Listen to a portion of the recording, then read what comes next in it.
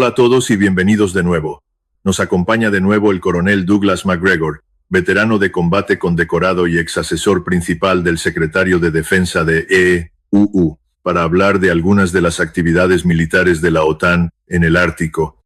Por los titulares de ahora, veo que Estados Unidos, Alemania y Noruega están realizando simulacros de guerra antisubmarina en el mar de Barents, al mismo tiempo que libramos una guerra indirecta contra Rusia, por supuesto, en Ucrania, que ahora se está desmoronando y se espera una escalada, así que esto parece ser algo muy peligroso. ¿Qué interpreta o qué está viendo en lo que parece ser un poco de provocación? Bueno, creo que es mucho más que un poco de provocación. Creo que encaja con un patrón que ha estado en curso durante los últimos 2 meses. Y me preguntaba, una de las razones por las que le envié la notificación que recibí sobre el aumento de actividad cerca de la península de Kola y la zona de Murmansk en las bases de la Flota del Norte fue porque me preguntaba si en Noruega alguien es consciente de lo que está ocurriendo. Porque Noruega está en primera línea de fuego si algo de esto se convierte en algo grave, lo cual no es imposible en este momento. Así que tengo curiosidad desde el principio, antes de seguir adelante. ¿Alguien en Noruega le está prestando atención a esto? Que yo sepa. No. Al menos no por lo que estoy viendo. Bueno, creo que tenemos que remontarnos incluso antes de la reunión de Alaska, que al final resultó no ser gran cosa, como se suele decir. Quizás debamos retroceder y escuchar las declaraciones que hizo el teniente general Donaway allá por junio y que finalmente salieron a la luz en julio. Él era el comandante de las fuerzas terrestres del ejército de EUU en Europa. Un militar de infantería ligera y alguien con una carrera basada en gran parte en operaciones especiales. Y habló del hecho de que, entre comillas, las fuerzas bajo su mando podrían tomar Kaliningrado, la parte de Prusia Oriental que Rusia conservó tras la Segunda Guerra Mundial y que ahora es territorio soberano ruso, en unas pocas horas. Que este lugar, que no es solo una base naval y una instalación de producción de equipos y buques navales, sino también un centro neurálgico de las capacidades militares rusas, especialmente en cuanto a cohetes, misiles, ataques y defensa aérea y antimisiles. Esto no es algo que debamos tomarnos a la ligera, y el hecho de que saliera a la luz pública a hacer una afirmación de este tipo me sorprendió mucho a mí y a muchos otros porque, como sabe, normalmente los altos oficiales no hacen declaraciones así en público. De hecho, es lo último que uno querría que hicieran. Pero lo que estoy viendo ahora es básicamente un patrón, y creo que decía cosas que tanto el presidente Trump como probablemente el secretario Hegseth recibieron con agrado. Creo que estamos estancados en esta idea de que las tácticas de intimidación funcionarán, de que se puede coaccionar o intimidar a Moscú, Pekín, Teherán o a cualquier otro, o incluso a Nueva Delhi, para que hagan lo que nosotros queremos que hagan. Creo que es muy peligroso. Y lo que leí esta mañana y me llamó la atención, no es que sea la primera vez que tenemos muchos aviones volando en la periferia de la zona de identificación de defensa aérea rusa. También tenemos muchos buques que transportan misiles Tomahawk. Sabe, como ha señalado, no solo de la Armada estadounidense, sino también de la Noruega, y se dirigen hacia Nueva Zembla, lo cual es muy inusual. Está en el Ártico. Y luego también hubo un bombardero Buno, un B-2A, volando hasta Noruega y de vuelta a Estados Unidos en medio de todo esto, y alguien dijo, bueno, esto es por el próximo ejercicio, Zapad 2025, que los rusos programan con años de antelación. Todos están notificados, saben que se acerca. No creo que eso sea cierto. Creo que lo que estamos viendo ahora mismo es un intento de intimidación mediante la práctica de ataques a instalaciones rusas utilizando bombarderos y portamisiles. Y como acaba de señalar, practicando con el propósito de atacar submarinos rusos. Todo esto, creo, en las mentes del presidente Trump, el secretario de Defensa y probablemente el secretario de Estado Rubio, está diseñado para asustar o intimidar a Moscú, para que haga lo que nosotros queremos en Ucrania. Y por supuesto, no veo ninguna prueba de que eso vaya a funcionar. Al contrario, creo que es mucho más probable que provoque de verdad a los rusos. Y terminemos en un entorno muy tenso, donde el más mínimo error podría resultar en una confrontación que sinceramente no creo que nadie quiera. Y, por supuesto, hay que ver esto con el telón de fondo de los preparativos en el Caribe, para lo que la gente cree que será un intento de cambio de régimen en Venezuela. Así que el mundo, al parecer, está siendo empujado por Washington y sus aliados hacia algún tipo de confrontación con Rusia y con cualquier otro que decidamos que no nos gusta, como Maduro en Venezuela. Bueno, el contexto es bastante importante, porque para Rusia toda su historia ha sido una lucha por adquirir un acceso fiable a vías navegables, y ahora tiene 3 océanos en sus fronteras occidentales: el Ártico, el Báltico y el Mar Negro.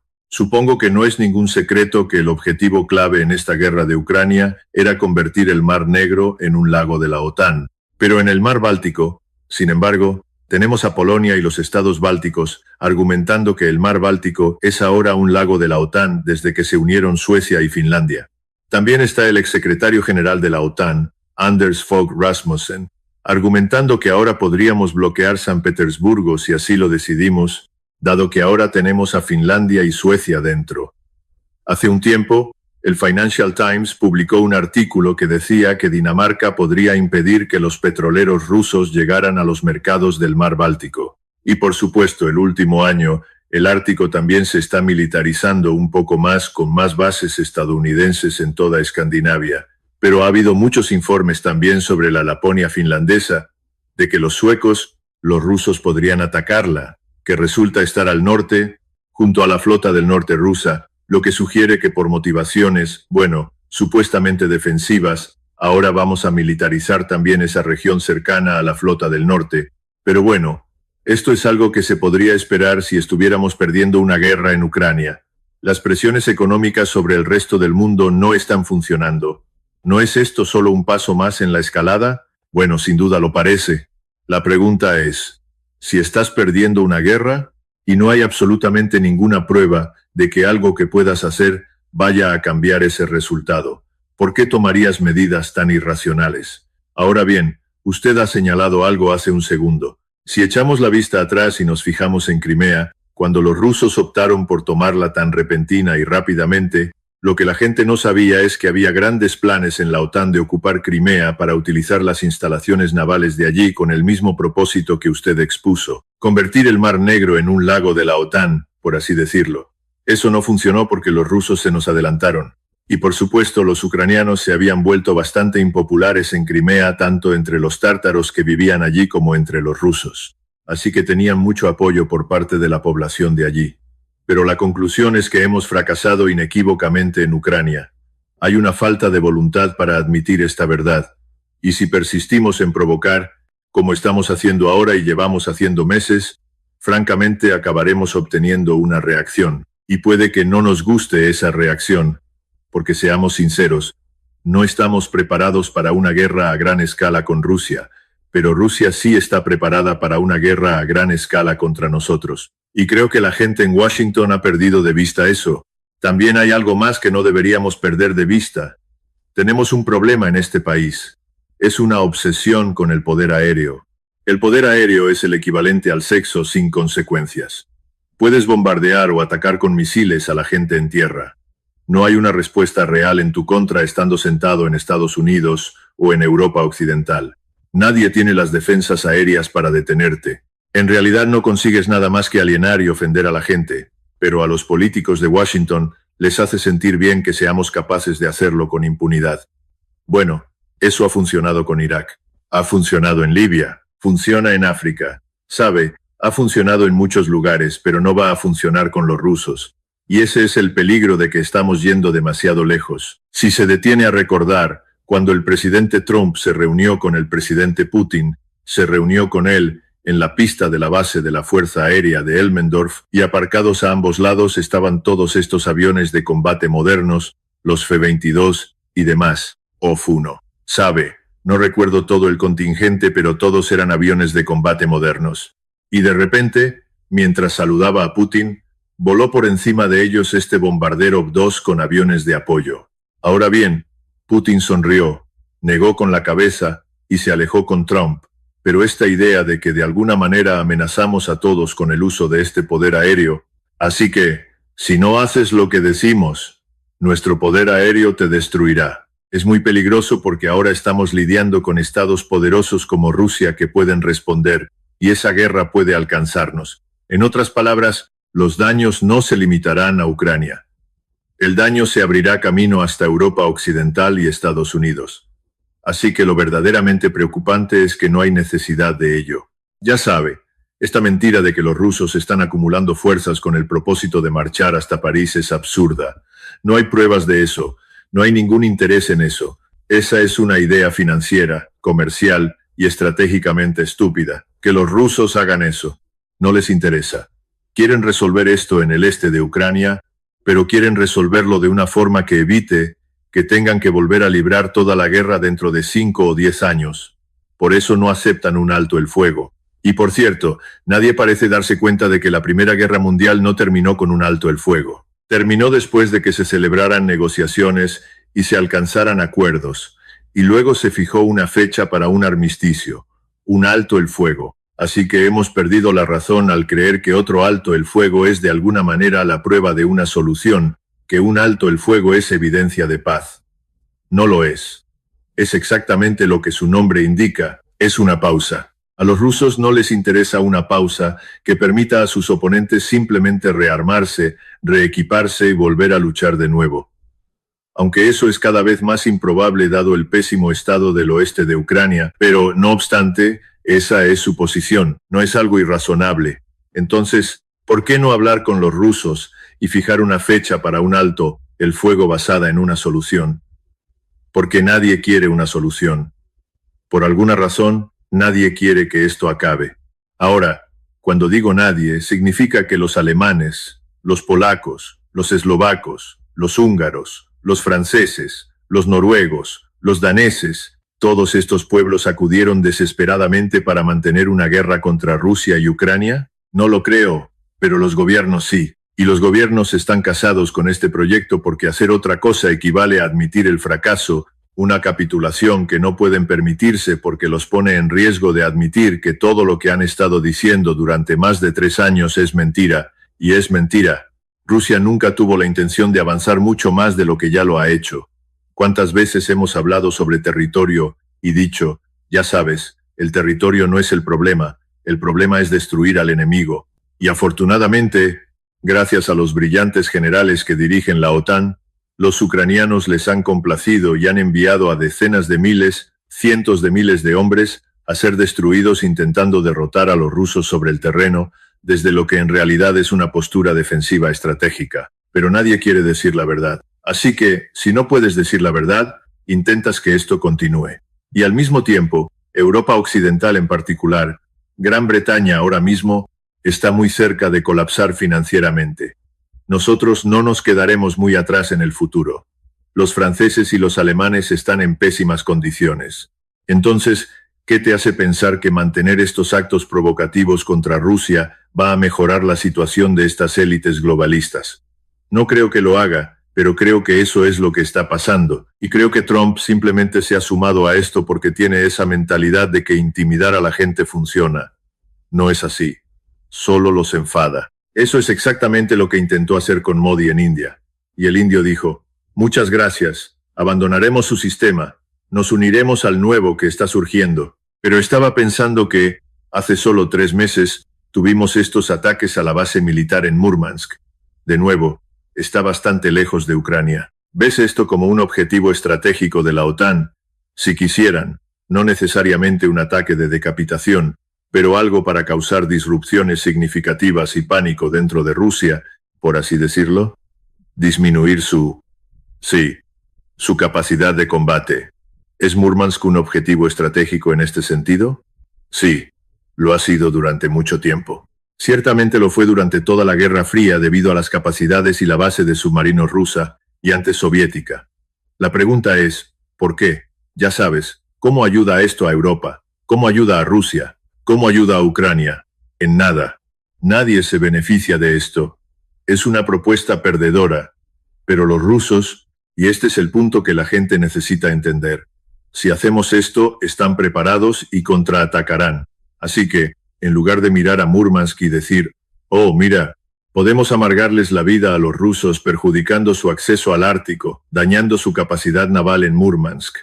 ¿Por qué no miramos las diversas cosas que los rusos podrían hacer porque ahora tienen misiles que pueden alcanzar objetivos en cualquier parte de Noruega, hasta el sur de Portugal. Bueno, si eso es cierto, ¿cómo nos vamos a defender? Y sabemos que la OTAN ha dicho categóricamente que no pueden defender más que quizás el 5% del territorio de la OTAN con sus capacidades de defensa aérea y de misiles. O sea, ¿hemos perdido la cabeza por completo? Si volvieran y dijeran, bueno, podríamos defender la mitad. Tal vez valdría la pena explorarlo y hablar con alguien, pero es completamente irreal decir un 5%, porque los rusos pueden cubrir el 90% del área. Entonces, ¿por qué alguien haría esto? De nuevo, creo que es la desesperación en esas capitales. Y creo que es esa mentalidad infantil en Washington de que, de una forma u otra, o se hace a su manera, o te vas a la calle. Y creo que ahora hemos visto evidencia en China de que todos han dicho, su manera es inaceptable. Tomaremos nuestro propio camino. Y hay costos asociados a esto. Más del 40% de la población mundial, sus recursos minerales, petróleo, gas, todo, se encuentra en esta organización llamada BRICS, y eso solo va a crecer en el futuro. Así que te estás ganando como enemigos a personas con las que sería mejor comerciar. Personas que tienen cosas que necesitas, pero nosotros hemos elegido lo contrario. Es una elección deliberada. Es estúpido y peligroso. Y estas cosas no se tomarán a la ligera en el futuro, como se ha hecho en los últimos 3 años. Eso es lo que más me preocupa. Creo que los rusos han llegado al límite de su paciencia, o están cerca de ello. Parece un poco demasiado loco para el primera. Sí, por provocar una guerra directa con Rusia de esta manera. Pero, por otro lado, nada en estos días parece tener sentido. Es decir, cuando los europeos siguen indicando que la seguridad solo puede significar derrotar a Rusia. Es decir, cuando hacen estos ejercicios militares, solo dicen que tenemos que disuadir el terror, porque, ya sabes, van a invadir toda Europa por alguna razón. Pero cuando tienes una política de rechazar la diplomacia, rechazar sentarte con los rusos y solo enviar armas. La única forma de terminar la guerra es la derrota militar de la mayor potencia nuclear del mundo. Supongo que realmente tienes a algunos locos en el poder. Simplemente no entiendo cómo esperan que esto termine, o incluso esta, ya sabes, coalición de voluntarios que se acaba de reunir en París. No harán ninguna concesión, solo para continuar la lucha. ¿Qué sentido le encuentras a esto, dada la dirección de la guerra? Bueno, si repasas la historia de la OTAN, y esto era cierto cuando yo serví en ella, era raro que pudieras hacer que todos los miembros de la alianza, cuando eran 19, 22, 26 o 32, estuvieran de acuerdo en algo. Así que tenías esa costumbre de establecer coaliciones de voluntarios. Bueno, no necesitas una coalición de voluntarios para defender a Europa. Todo el mundo está de acuerdo con eso. Pensábamos que de eso se trataba la OTAN. ¿Recuerdas? Defender a Europa, mantener la paz. Entonces, si no puedes lograr que todos se sumen, no es porque quieras defender a Europa. Es porque estás empeñado en atacar a otros. Así que tuvimos una coalición de voluntarios para los Balcanes, porque no todos apoyaron los ataques en Bosnia y Herzegovina, o en Kosovo, o Serbia. No debería sorprendernos que volvamos a la coalición de voluntarios para Europa del Este, solo que esta vez mientras suministramos tontamente, o prometemos suministrar, miles de misiles de crucero que podrían usarse contra Rusia con el tiempo. No los tenemos ahora. Lleva tiempo construirlos, siempre y cuando los europeos nos paguen por ello. La coalición de voluntarios es mayoritariamente europea. Ahora, eso no significa que la campaña para arrastrarnos no continúe. Por supuesto que continúa. Y por eso dices que tienes este patrón. Se remonta a este general Donaway, a este comentario tan estúpido que hizo. Lo que está diciendo, en primer lugar, no es plausible ni alcanzable. Y en segundo lugar, te pone en guerra instantáneamente con Rusia, porque es territorio soberano ruso. En este momento no hay un sentido del peligro, y la gente necesita despertar a esto rápidamente. Somos peligrosos porque tenemos este pensamiento táctico e infantil de intimidación. Haz lo que queremos o atente a las consecuencias, y te amenazaremos. ¿Con qué podemos amenazar a la gente?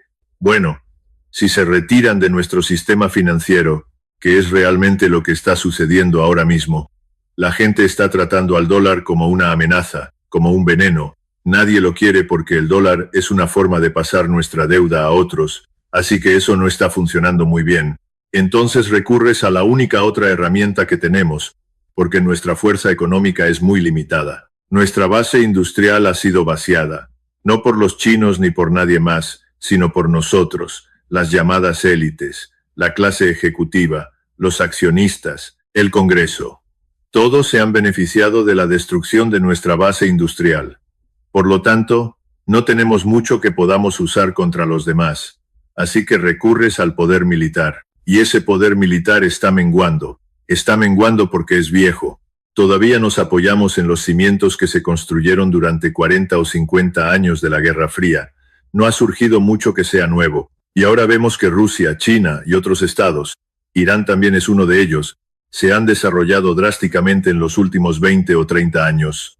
Y ese desarrollo debería preocupar a la gente en Washington si van a provocarlos. No hay peligro para nosotros a menos que provoquemos una guerra, pero deberíamos observar detenidamente sus capacidades. Y si lo hiciéramos y entendiéramos las consecuencias, detendríamos este patrón. Pero este patrón también se extiende a los medios de comunicación. La colección habitual de generales de 4 estrellas y almirantes retirados aparece y dice: «Oh, los rusos son débiles. Los rusos no pueden hacer nada. Podemos hacer esto, podemos hacer aquello, y podemos dominarlos. Y este es el momento y Ucrania todavía puede ganar». Oh, es absurdo. No hay verdad en nada de eso, pero eso es lo que se está vendiendo. Y el pueblo estadounidense no sabe más en la mayoría de los casos y los europeos tampoco, pero necesitan despertar. Creo que hay una oportunidad para Europa primero debido a la agitación en Gran Bretaña, Francia y Alemania. Hay una gran posibilidad de que estos terribles regímenes globalistas que han hecho todo lo posible para destruir sus propios países abriendo las fronteras y permitiendo que la gente entre en masa al país sin estar interesados en ser parte de nada, estén interesados en asimilar a la gente que ya está allí. Si eso finalmente se reconoce, entonces quizás podamos deshacernos de estos terribles líderes y dejar de perder nuestro tiempo en una guerra contra Rusia que no necesita ocurrir y que nunca debió. Bueno, supongo que, ya sabes, llegando a las etapas finales de esta guerra subsidiaria, mi preocupación es que todos nuestros líderes políticos han repetido lo mismo durante 3 años, que Ucrania está ganando. Rusia es débil. Rusia está yendo de farol. Se puede presionar a Rusia. Rusia tiene más bajas que Ucrania. Todas estas narrativas parecen tener el mismo propósito, que es ganar apoyo público para una guerra larga.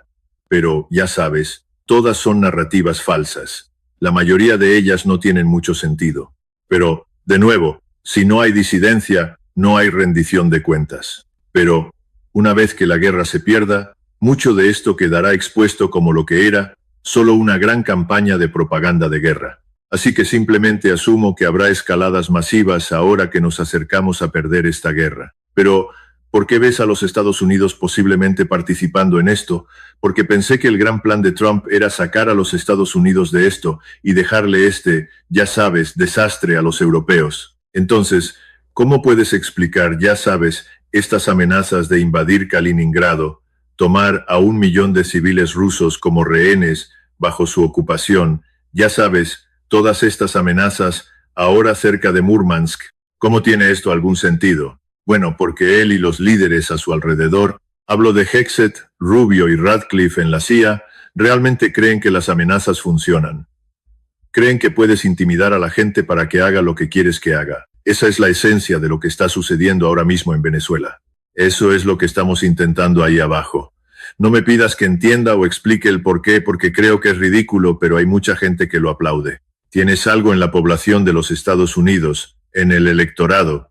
Yo lo llamo el club de bombas fuera. Y cada vez que alguien en algún lugar del mundo es bombardeado desde el aire, la gente dice: «Oh, bien, bien». Piensan que, ya sabes, bombardear a alguien en algún lugar, tenga o no sentido estratégico, independientemente de lo indefensas que puedan estar esas personas, es una demostración de nuestra grandeza. Y también veo otra cosa que me preocupa. Empiezo a ver evidencias de que tanto el presidente Trump como Hexet, y probablemente Rubio también, se están enamorando de esta cosa llamada poderío aéreo. ¿Sabes? Tuvimos un libro hace años que se publicó llamado la victoria por el poder aéreo. No es un desarrollo nuevo, es simplemente el argumento de que, con suficiente poder aéreo, puedes hacer cualquier cosa, y los fanáticos del poder aéreo han estado argumentando durante décadas que pueden ganar todo y hacer todo sin ningún apoyo aéreo, terrestre o naval. Nunca ha funcionado. Es peligroso, pero, ya sabes, resulta atractivo para los políticos, porque el uso del poder aéreo no pone inmediatamente en riesgo a las personas en tierra. En otras palabras, los soldados, marineros, aviadores o marines estadounidenses no son asesinados porque estás bombardeando desde gran altitud donde normalmente no te pueden alcanzar. Ahora eso está cambiando. Vemos mucha evidencia de eso ahora mismo en las defensas aéreas iraníes. Sabemos que las defensas aéreas rusas, las defensas aéreas y antimisiles son francamente mucho mejores de lo que pensábamos, porque durante años han sido desestimadas por las fuerzas aéreas de DU como algo ridículo, y todavía mantienen esta postura de que son invencibles e invulnerables. Y creo que eso atrae a los políticos por la especie de sexo sin consecuencias. No hay ninguna consecuencia en lo que estás haciendo, o eso crees, pero están equivocados. Y esto nos lleva al otro problema, que los estadounidenses colectivamente han perdido el sentido de lo que realmente significa una guerra, lo que cuesta y lo que implica. Y no creo que entiendan que la guerra que comenzamos en suelo ajeno, en el país de otro, ahora también nos visitará a nosotros. No deberíamos asumir que seremos inmunes a los ataques de otros países una vez que comencemos a entrometernos en otros países en el futuro.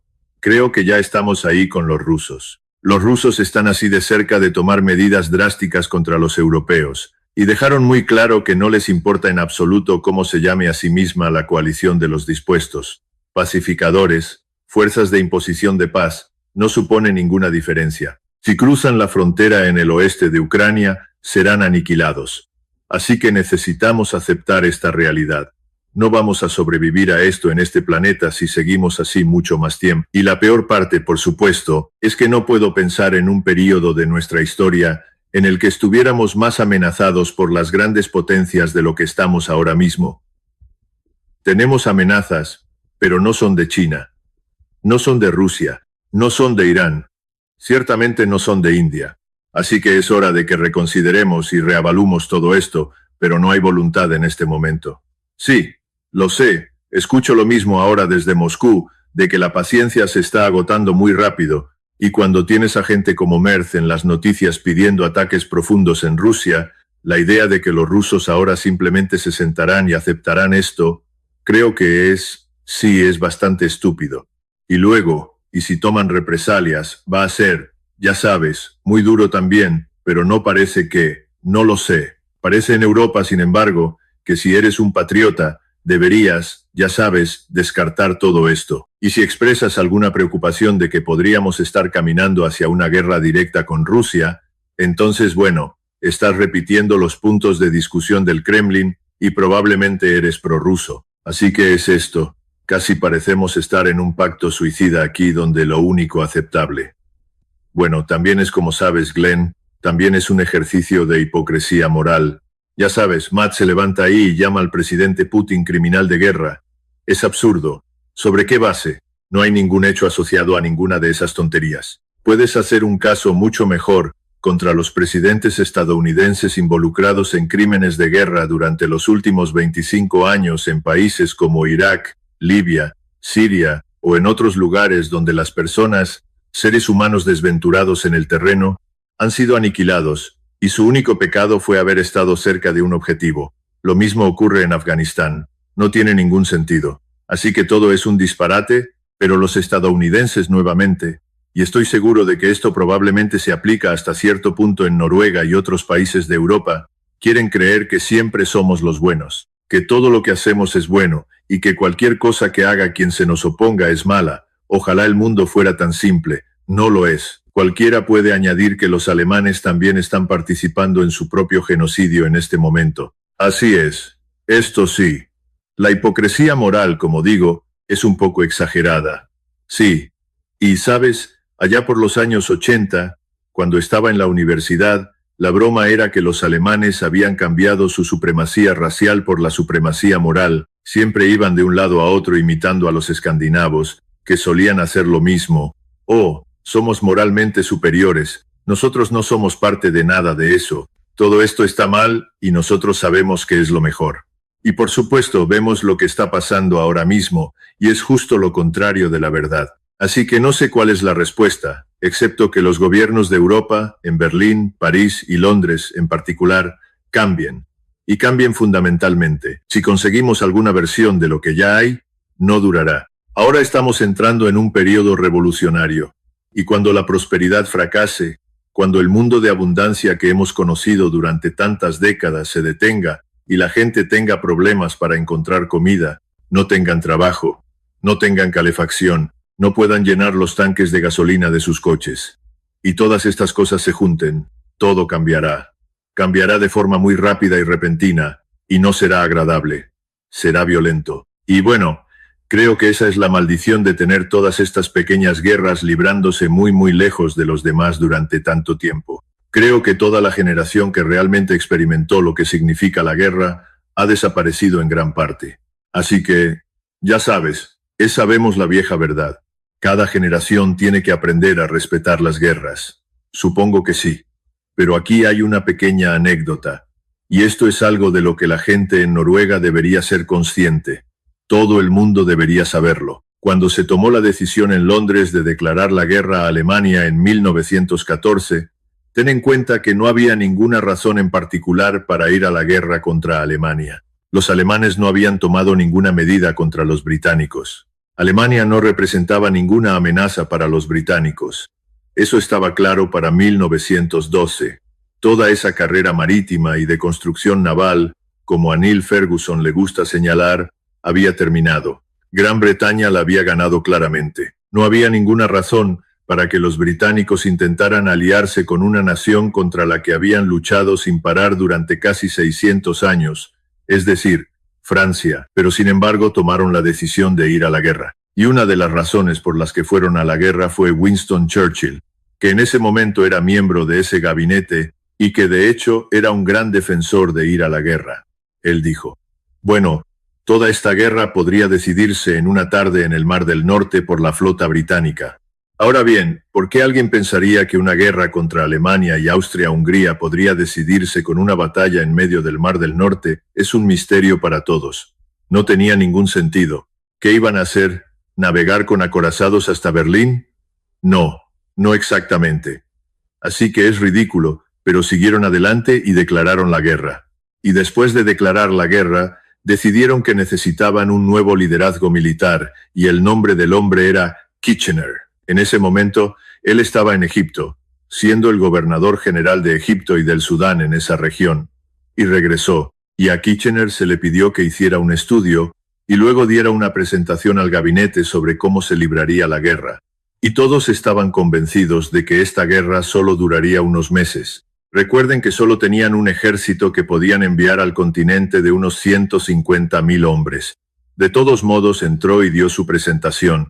Y la presentación comenzó con las siguientes palabras. Esta guerra durará al menos 3 años. Requerirá de toda la mano de obra y la industria del Imperio Británico y de al menos 2 millones de hombres en el campo de batalla. Todos se quedaron en shock. Y las personas en la sala escucharon esto, se miraron entre sí y susurraron. Si hubiéramos sabido esto, no habríamos declarado la guerra. Pero ya era demasiado tarde. Entró y dijo la verdad. Esa es mi gran preocupación en este momento, que somos igual de ajenos a los peligros. No entendemos las consecuencias. No estamos preparados. Necesitamos dejar de portarnos mal. Necesitamos llegar a un acuerdo con las personas que insistimos son nuestros oponentes.